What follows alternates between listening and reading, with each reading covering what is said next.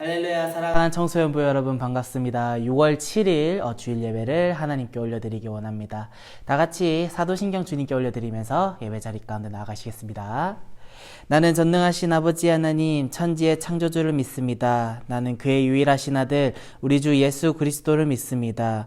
그는 성령으로 잉태되어 동정녀 마리아에게 선하시고 본디오 빌라도에게 고난을 받아 십자가에 못 박혀 죽으시고 장사된 지 사흘 만에 죽은 자 가운데서 다시 살아나셨으며 하늘에 오르시어 전능하신 아버지 하나님 우편에 앉아 계시다가 거기로부터 살아있는 자와 죽은 자를 심판하러 오십니다.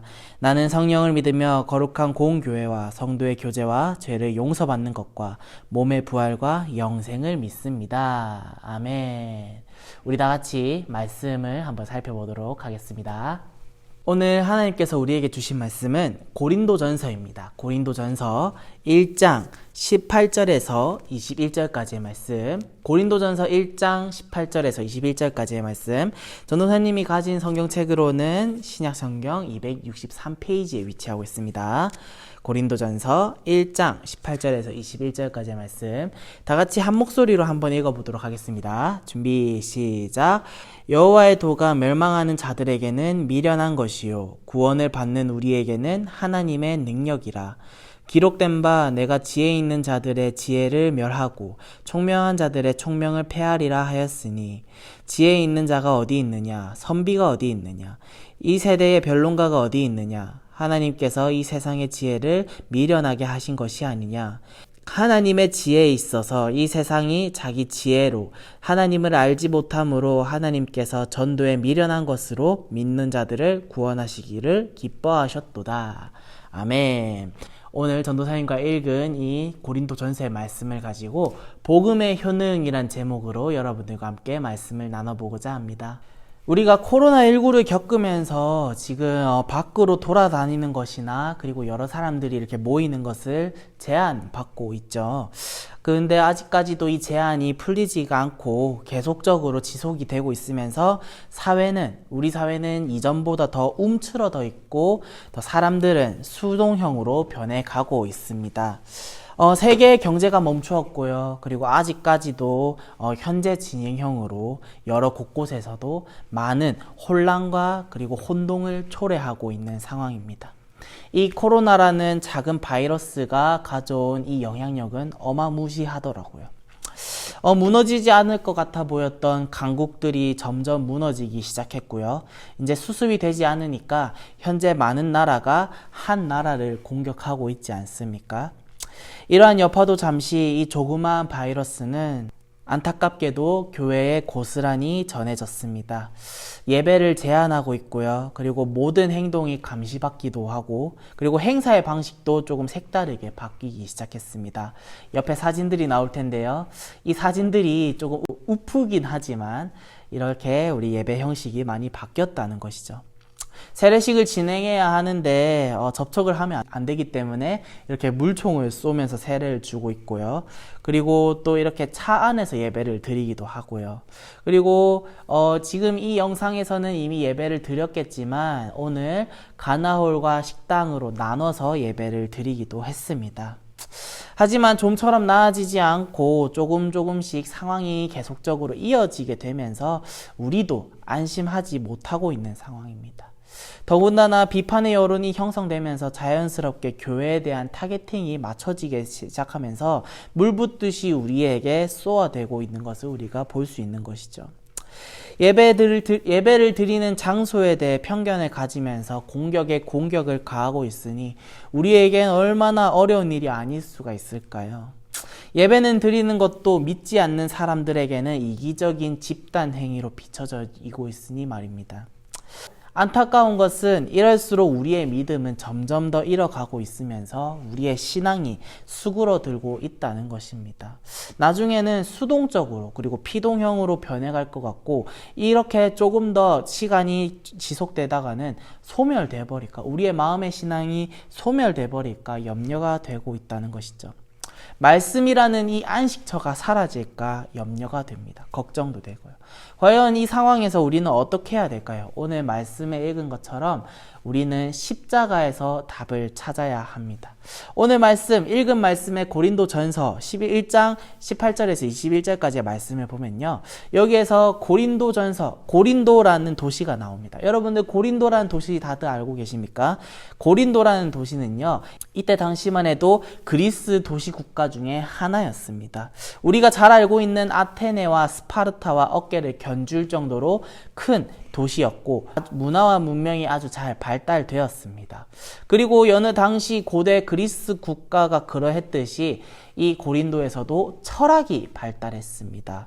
이 철학이라는 말은 여러분들 이 철학이라는 말의 의미는 지혜를 사랑하다라는 의미를 가지고 있는데요. 그만큼 이 철학을 즐겨하는 사람들이 많았고 그리고 이 철학을 하는 사람들한테는 자신들이 지혜가 있음을 나한테는 이런 지혜가 있음을 자부했고 또 자랑하면서 다녔습니다.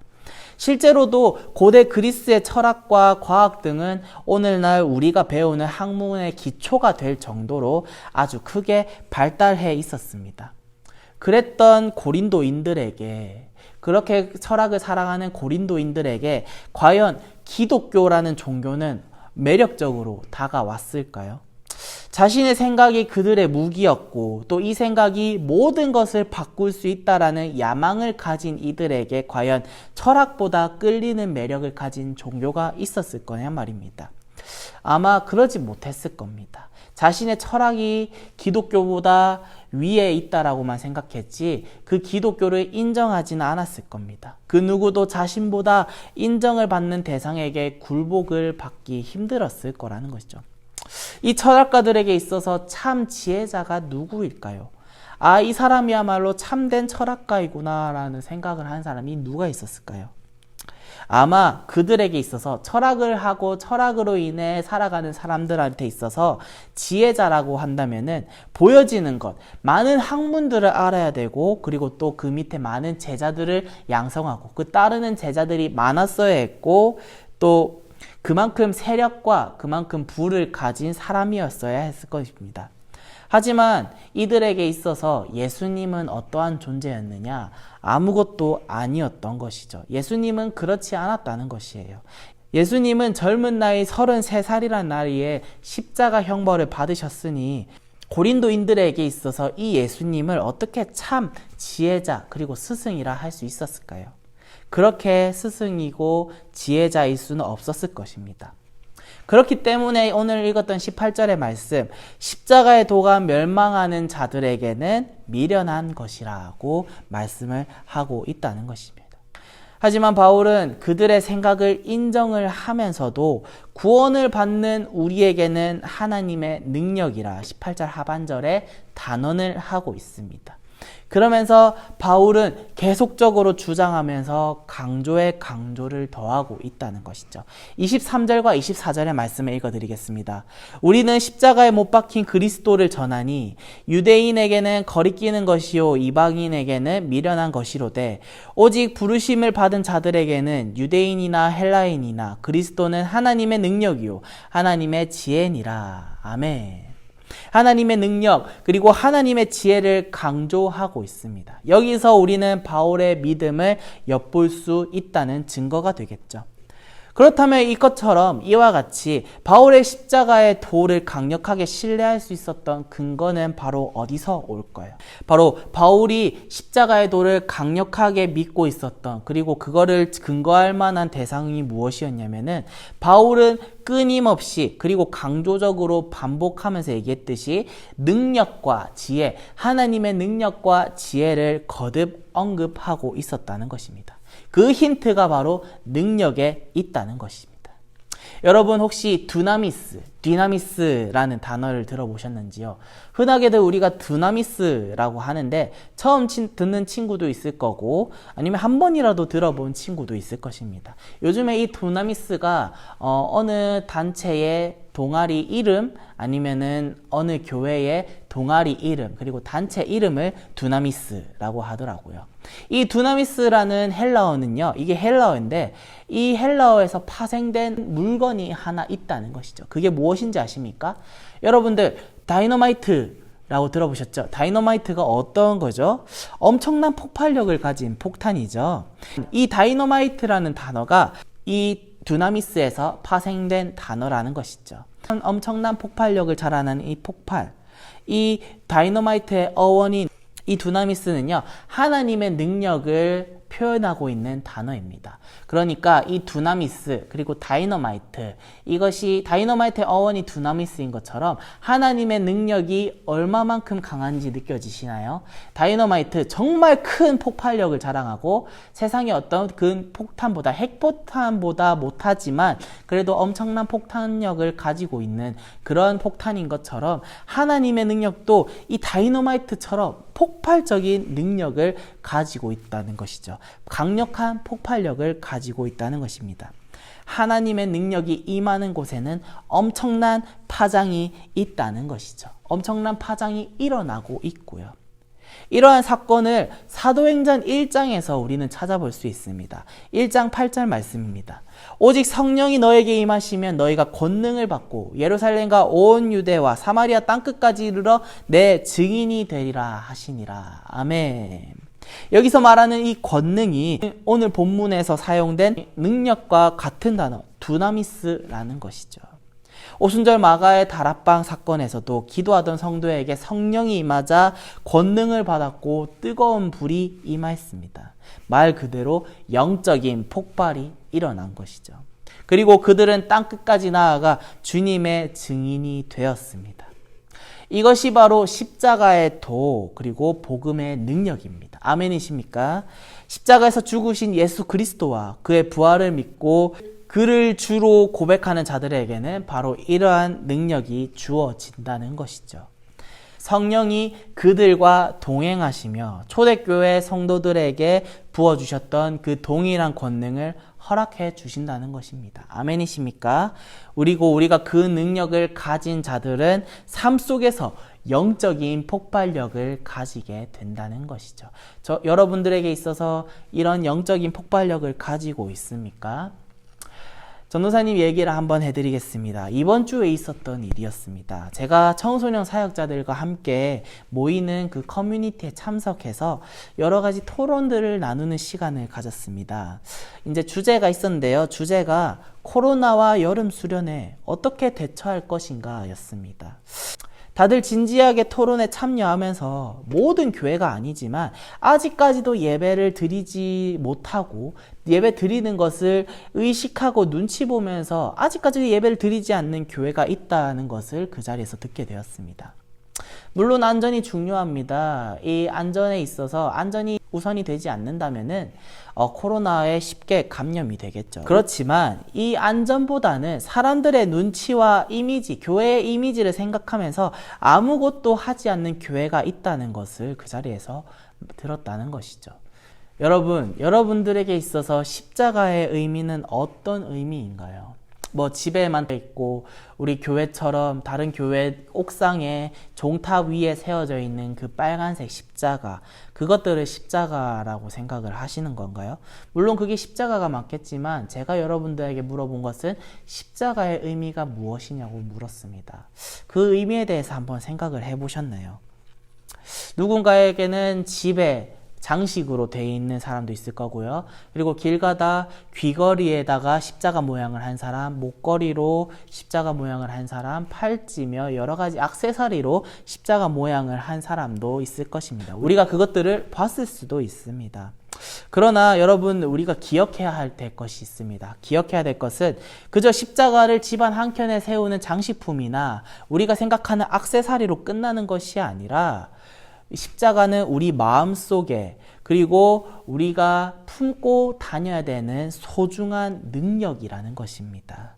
십자가는 그 자체로 숨길 수도 없고, 그리고 그 자체로 멈추게 할 수도 없으면서 감출 수도 없는 능력을 가지고 있다는 것입니다. 여러분들에게 기억에 남는 수련회가 하나씩 있을 것입니다. 우리 교회에서 드렸던, 아니면 어느 단체에 나가서 드렸던 그런 수련회가 있을 것입니다. 여러분, 그 수련회가 우리에게 얼마나 많은 힘을 주었는지 기억하시는지요? 학교에서 왕따를 당하던 친구가 수련회로 인해 변화되고 용기를 얻어서 개학을 한 다음 학교로 나아갑니다. 그리고 한 친구는요, 우울하고 또 스트레스, 나 살기 싫어 라고 말하던 친구가 수련회를 접하고 나서 그 수련회로 인해 마음에 하나님을 모시게 됩니다. 이처럼 우리에게 있어서 이 수련회라는 것, 우리에게는 드리면 안 된다. 안전이라는 이유로 수련회를 멈춰서는 안 되겠죠. 우리에게 있어서 십자가는 명사가 아니라 동사라는 것이죠. 여러분, 명사가 무엇입니까? 명사는 책상이나 그리고 이렇게 세울 수 있는 보면대에 움직이지 않는 물건들을 명사라고 하죠. 그렇다면 동사는 무엇입니까? 움직이는 것입니다. 달리다, 사랑하다, 헌신하다, 부르짖다, 이것들이 동사입니다. 십자가는 사전적으로 명사일지는 모르겠으나 의미적으로는 동사라는 것이죠. 십자가는 역동적이면서 그리고 또 반응하면서 그리고 또 움직이는 것이 바로 십자가라는 것입니다. 그렇기에 이 십자가를 깨달은 사람들, 복음을 믿는 저와 여러분들의 삶에서는 반드시 이러한 무브먼트, 움직임이 필요하다는 것입니다. 그런 움직임이 일어나야 된다는 것이죠. 우리의 말과 행동이 이 사회 속의 다이너마이트와 같은 폭발을 일으켜야 한다는 것입니다. 여러분들은 학교에서 그러한 무브먼트를 일으키고 있습니까? 크리스천들과 남들과 다른 영적인 파장을 일으키고 계시는지요? 아니면 남들과 다른 삶을 드러내고 있습니까? 아무리 잔잔해 보이는 바다라도 그 속에서는 끊임없이 파도를 일으켜내고 있습니다. 우리 크리스천, 믿음의 10대들의 삶이 그렇게 해야 됩니다. 겉으로는 잔잔해 보여도 우리 안에 품은 십자가로 인해서 우리의 삶은 끊임없는 파동을 일으켜야 된다는 것입니다. 아멘이십니까? 우리가 속한 공동체에서도 우리가 속한 세상 속에서 십자가의 능력을 나타내야 될 줄 믿습니다. 아멘? 아멘. 여러분, 신앙은 생활입니다. 다시요. 신앙은 생활입니다. 우리는 신앙 지식, 신앙 이론, 신앙 이념이라는 말 대신에 신앙 생활이라는 단어를 사용하면서 살고 있습니다. 신앙은 우리의 생활이고 또 삶이고 또 일상에서 드러내야 하기 때문이죠. 신앙은 우리의 생활이고 또 삶이고 그리고 일상에서 드러내야 하기 때문인 것이죠. 이 자리에 모인 우리 사랑하는 10대, 우리 청소년 여러분들에게 도전합니다. 여러분의 심장 가운데 새겨진 십자가로 인해서 생활 가운데 하나님의 능력을 드러내시길 바랍니다. 그러한 삶을 통해서 주님이 영광을 받으실 겁니다. 믿으십니까? 오늘 말씀을 통해 용기를 얻고 복음의 능력으로 인해 우리가 일어서서 오직 주 하나님만 바라보며 그분을 드러내는 삶을 살아가는 저와 여러분들이 되기를 간절히 소망합니다.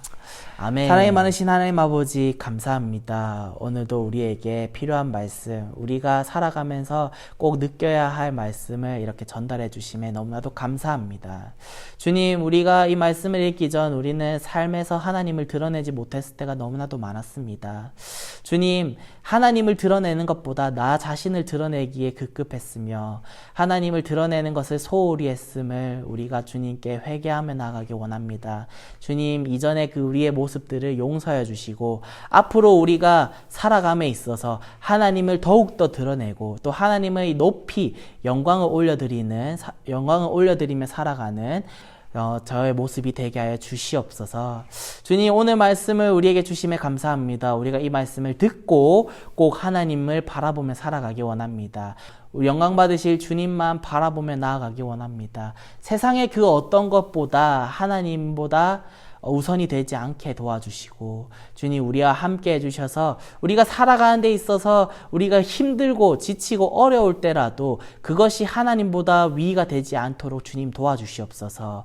우리가 받는 그 스트레스, 우리가 받는 우울감, 다른 친구들에게서 오는 그런 환멸감과 그런 어려운 마음들, 주님께서 이 마음을 알아봐 주시고 우리가 그 마음들을 주님께 내어 바쳤을 때 주님께서 우리에게 크나큰 사랑으로 보답하여 주시옵소서.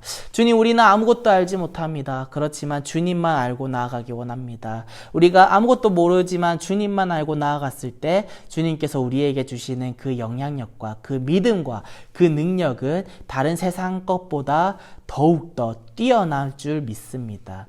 아버지, 주님께서 주시는 그 빛으로 말미암아 우리가 성장하면서 살아가기 원하오니 주님, 우리에게 따뜻한 사랑을 지속하여 주시옵소서. 감사합니다. 이 모든 말씀 살아계신 예수님의 이름으로 기도하였습니다. 아멘.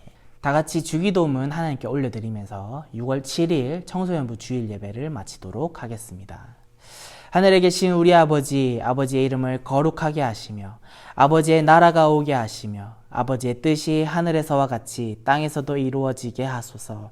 오늘 우리에게 일용할 양식을 주시고 우리가 우리에게 잘못한 사람을 용서해 준 것 같이 우리 죄를 용서해 주시고 우리를 시험에 빠지지 않게 하시고 악에서 구하소서. 나라와 권능과 영광이 영원히 아버지의 것입니다. 아멘.